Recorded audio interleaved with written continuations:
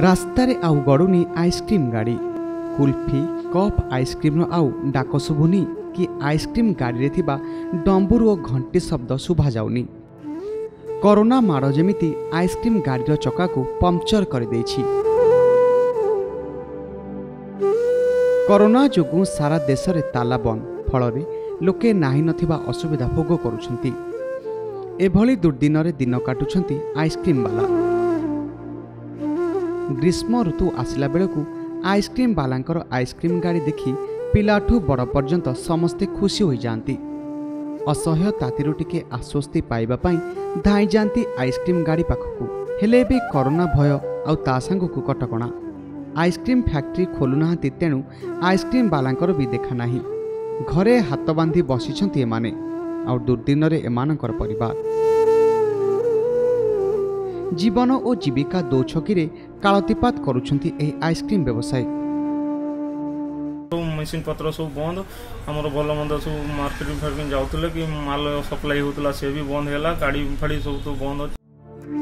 ଦେଖନ୍ତୁ ଏହି ଦୃଶ୍ୟ। ଆଇସ୍କ୍ରିମ୍ ବିକାଳି ଜଣକ ଚିନ୍ତାରେ ନିମଗ୍ନ। ତାଲା ବନ୍ଦ ଯୋଗୁଁ ବେପାର ମଧ୍ୟ ବନ୍ଦ।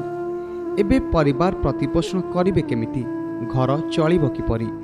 ଏଭଳି ଅନେକ ପ୍ରଶ୍ନ ତା ମନକୁ ଆନ୍ଦୋଳିତ କରିଚାଲିଛି। ହେଲେ କରିବ ବା କ'ଣ?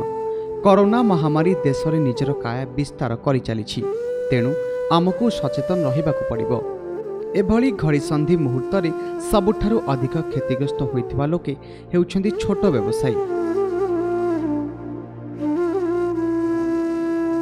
ସକାଳୁ ଡିମ୍ ଡିମ୍ ଡମରୁ ବଜାଇ ଆଇସ୍କ୍ରିମ୍ ବ୍ୟବସାୟ କରୁଥିବା ବ୍ୟବସାୟୀର ଡମରୁ ଆଉ ବାଜୁନି। ଗାଡ଼ିରେ ସେମିତି ଡମ୍ବୁରୁ ଝୁଲି ରହିଛି।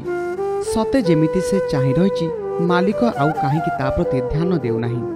କେବେ ସେ ମାଲିକର କାମରେ ଆସିବ? ଏସବୁ ପ୍ରଶ୍ନର ଉତ୍ତର ଗୋଟିଏ, ଏବେ କେବଳ କରୋନାର ଭୟ।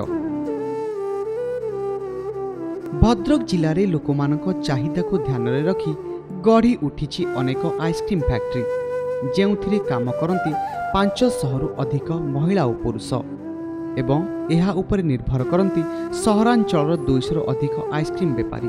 ତେବେ ତାଲାବନ୍ଦ ଥିବାବେଳେ ସମସ୍ତେ ଚିନ୍ତାରେ। ମାଲିକମାନେ ମଧ୍ୟ କର୍ମଚାରୀ ଓ ବିକାଳୀଙ୍କୁ ସହଯୋଗ କରିବାରେ ଅକ୍ଷମତା ପ୍ରକାଶ କରିଛନ୍ତି। 2 ମାସ ହୋଇଗଲା ଲକଡାଉନ, କମ୍ପାନୀ ବନ୍ଦ, ଆଉ କେମିତି ସବୁ ଚଳିବା, ଏମିତି ଦୁଃଖ କଷ୍ଟ କରି ଚାଲିଛି। 2 ମାସ ହୋଇଗଲାଣି କମ୍ପାନୀ ପୁରା ତାଲା ପଡ଼ିଛି। ତେବେ ଦେଖିବାକୁ ବାକି ରହିଲା କେବେ କରୋନା ମହାମାରୀ ଦୂର ହେବ ଆଉ କେବେ ସମସ୍ତ ଜନଜୀବନ ସ୍ୱାଭାବିକ ହେବ। Bureau report, Konark news.